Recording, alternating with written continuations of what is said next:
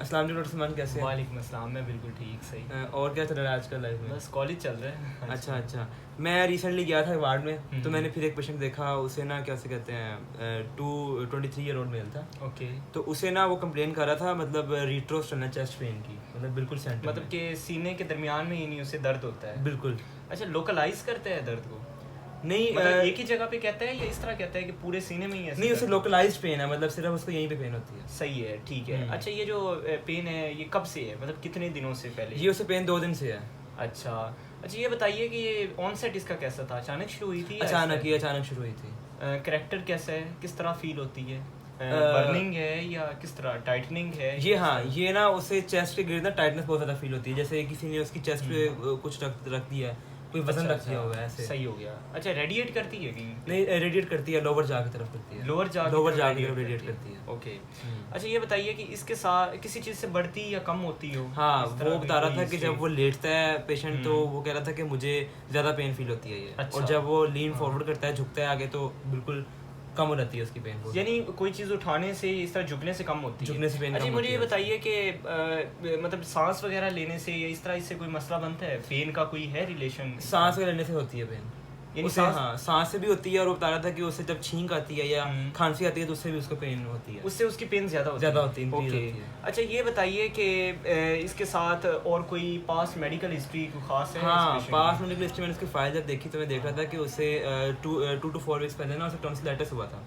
Tonsillitis हुआ था, लेकिन उसका उसने ट्रीटमेंट करवा लिया था। वो सही हो गया? वो सही हो गया था। ओके। कोई खास सर्जिकल हिस्ट्री इस तरह की? सर्जिकल हिस्ट्री नहीं। अरे, हाइपरटेंसिव था पेशेंट? हाइपरटेंसिव भी नहीं है। अभी भी नहीं है? नहीं, अभी उसका बीपी रेज्ड है इस वक्त, लेकिन उसकी कोई हिस्ट्री नहीं है हाइपरटेंसिव की। डायबिटिक नहीं है। और स्मोकिंग करता है? स्मोकिंग कभी कभार, यंगस्टर्स हैं, ठीक है, मतलब ओकेजनल स्मोकर है। ओकेजनल स्मोकर है। अच्छा, मुझे ये बताइए कि हमें मेरे ख्याल में एग्जामिनेशन की तरफ चलना चाहिए। वाइटल्स कैसी हैं? वाइटल उसके बड़े हुए हैं। ठीक है। अच्छा, उसका बीपी रेज्ड है और उसे फीवर भी अच्छा खासा है। फीवर भी है? वॉमिटिंग है? वॉमिटिंग नहीं है। वॉमिटिंग नहीं है, फीवर है। ओके। अच्छा, ये बताइए कि चेस्ट एग्जामिनेशन में कोई खास चीज़ मिली है, मतलब कोई मैस या इस तरह का कोई? नहीं, चेस्ट एग्जामिनेशन में कुछ नहीं मिला, इस तरह का कुछ नहीं मिला।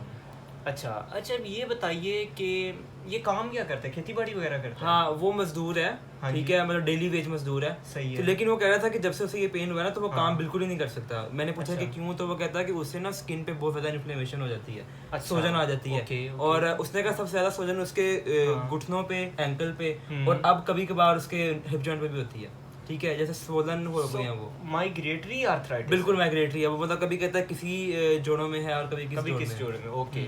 अच्छा, ये बताइए कि उसकी इन्वेस्टिगेशन में सीबीसी कैसी आई है? मतलब सीबीसी उसका न्यूट्रोफिलिक और लिम्फोसाइटिक काउंट बढ़ा हुआ है। एक्यूट इन्फेक्शन की। एलएफटीज, आरएफटीज नॉर्मल, बेसलाइन सब नॉर्मल है।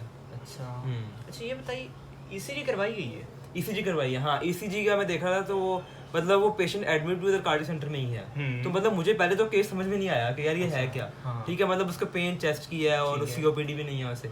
लेकिन अच्छा, उसकी जो ईसीजी है वो ये रिजल्ट्स हैं कि उसकी एसटी एलिवेशन है और पीआर डिप्रेशन है।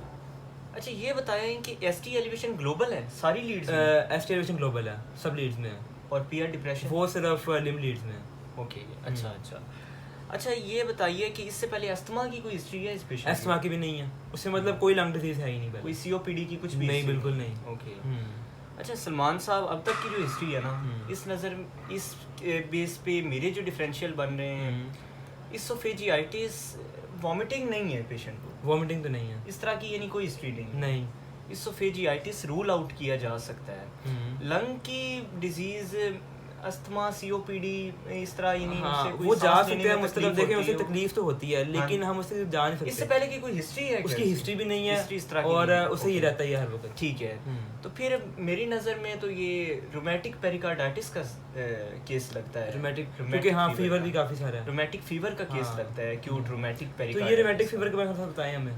यार असल में ना स्ट्रेप्टोकोकस बीटा हिमोलिटिकस ये बैक्टीरिया है जो ना टॉन्सिलाइटिस फ्रेंजाइटिस का बायस बनता है। और ये ना 5 से 25 साल की एज ग्रुप में ज़्यादा रोमेटिक फीवर कॉमन है, जो कि 5 से 10% लोगों में होता है कि इनमें ऑटो इम्यून ही लीवर, हार्ट और ब्रेन और इन सेल्स के अगेंस्ट ना यानी एंटीबॉडीज बनती हैं और ये फिर रोमेटिक पेरिकार्डाइटिस का बायस बनती होती है। अच्छा। इससे रोमेटिक फीवर इस वजह से कहते हैं क्योंकि ये जॉइंट्स को अटैक करता है। रोमेटिक मतलब कि गैंठिया मतलब इस वजह से इसे रोमेटिक फीवर। तो इसका कोई ट्रीटमेंट भी अभी तक आया है? इसका यार ट्रीटमेंट इस तरह है कि एस्प्रिन, आइबुप्रोफेन यही यूज की जाती है। वैसे लॉन्ग टाइम ट्रीटमेंट ये है कि इसमें ना पेनिसिलिन इन्हें आईवी लगाए जाते हैं, यानी कि प्रोफाइलेक्टिक ट्रीटमेंट, यानी कि बचाने के लिए ट्रीटमेंट किया जाता है। तो ये तो जरिए रखना जी बिल्कुल ऐसे ही है। हाँ जी।